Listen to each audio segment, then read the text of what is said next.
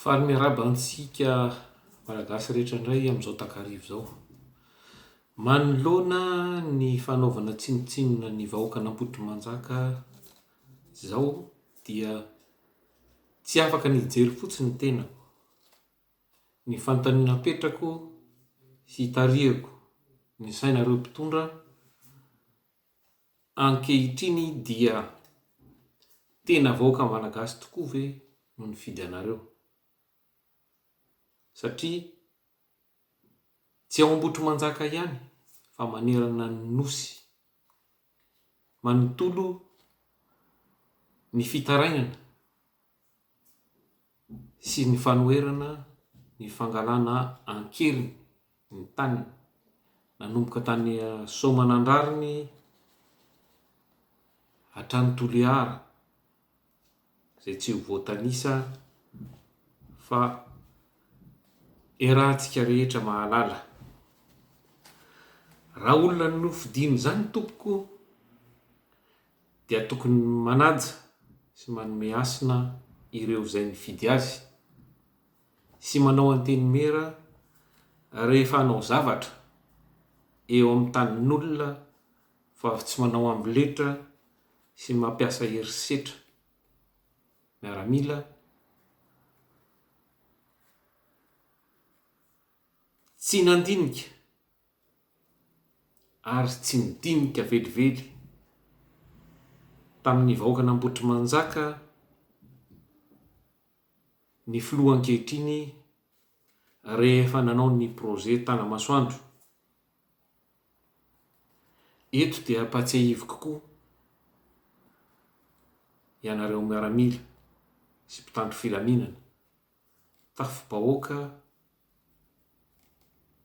zany hoe tafika atao hiaro ny vahoaka ianareo, ny vahoaka no mamelona anareo hiaro azy sy hiaro ny tanindrazana, fa kosa tsy anareo hitsikitsika ivavahany indray no mamono sy mamorotra vahoaka amin'ny alalan'ny basy.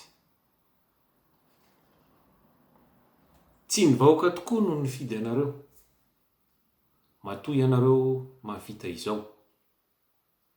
Mitodika manokana amin'Andriamatoa Rajoelina ny tenako. Ianareo, ianao indrindra no nilaza tamin'izany fa ny lalana tsy azo hohanina rehefa nijoro ho mpanohitra ny Ravalomanana nareo tamin'izany.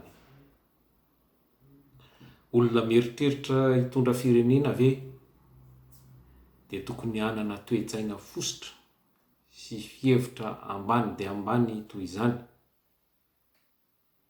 Azo hohanina tokoa dia tokoa ny lalana tompoko, satria ny lalana no hitanterana ny vokatra, zany hoe vokatra rehetra ny fambolena sy ny fiompiana, zany hoe afaka mampandroso sy mampivelatra ireo tantsaha-mpamboly izay 900 isan-jatony ny vahoaka malagasy. Zay dia adininareo fa mpamboly sy mpiompy ny 900 isan-jatony ny vahoaka malagasy. Zavatra raika io no adininareo fa nosy Madagasikara.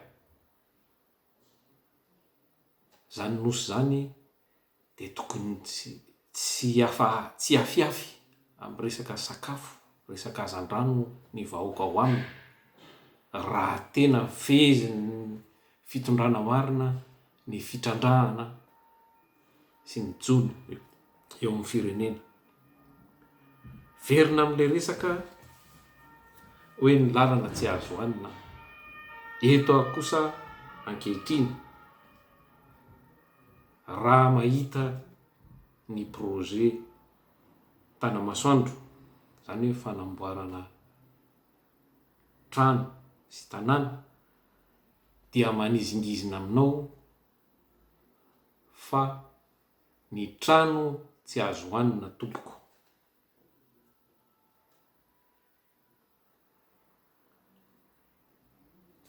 Ary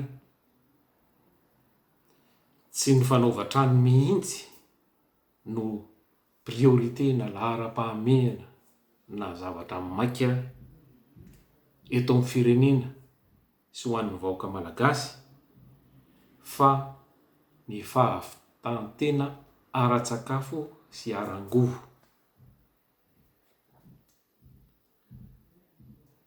Tamin'ny androny Ngaratsiraka dia efa nandany vola mihoampampana nanamboarana ny avoloa izay mety nahavitana andekaleka anankiroa hafa. Tiandray ianao dia anondrana fa hanangana trano koa. Rehefa ianareo tokoa no misioka dia voromangy zany, ka torohevitra no omeko anao.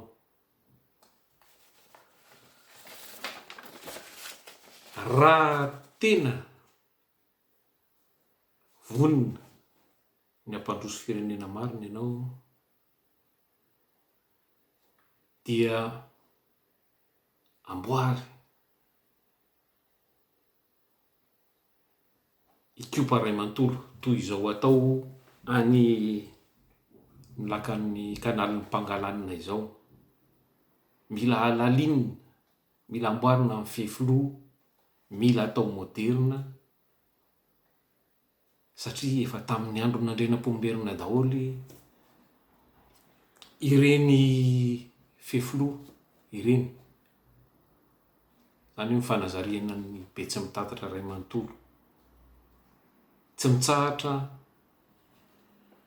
ny vaky ka manome tondradrano mamono ny varim-bahoaka.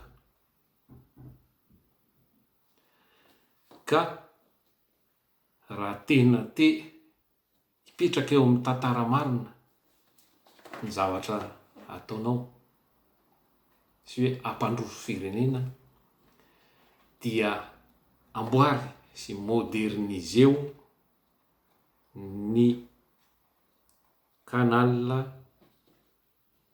ny renirano ikopa sy ny fefilo rehetra eo aminy. Rehefa vita izay dia afaka mieritreritra mamboatra Miami na Tanamasoandro na 5 na 6 aza, satria manana ny ampy amin'izay ny vahoaka mandroso, ampy sakafo, ampy angovo, afaka mividy ireo trano amboarina. Fa raha amin'izao dia nofinofy fa bizinesinareo manambola anodonana ny vola tsy fantatra fiaviana no mahamaky anareo raha tsy izay. Ny tohadrano ahafahana manana ny fahaleovantena arangovo no maika dia maika indrindra amin'ny fampandrosoana ny Madagasikara.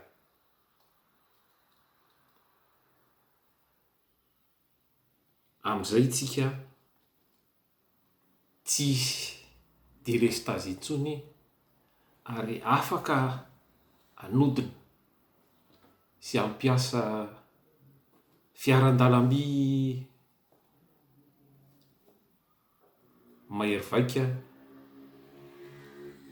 sy aingam-pandeha. Efa TGV zany efa lany andro ankehitriny, efa LGV zao ny malaza, ka antenaina amin'izany andro zany rehefa vita daholy ny fanazariana ny reo reniranontsika, fanaovana tohadrano, fanitarana ny fambolena, fambolem-bary sy ny fambolena rehetra, dia ho afaka androso marina tokoa i Madagasikara. Ny ankoatran'izay dia resaka miodikodina sy manodikodina saim-bahoaka fotsiny, ka manantena ny tenako fa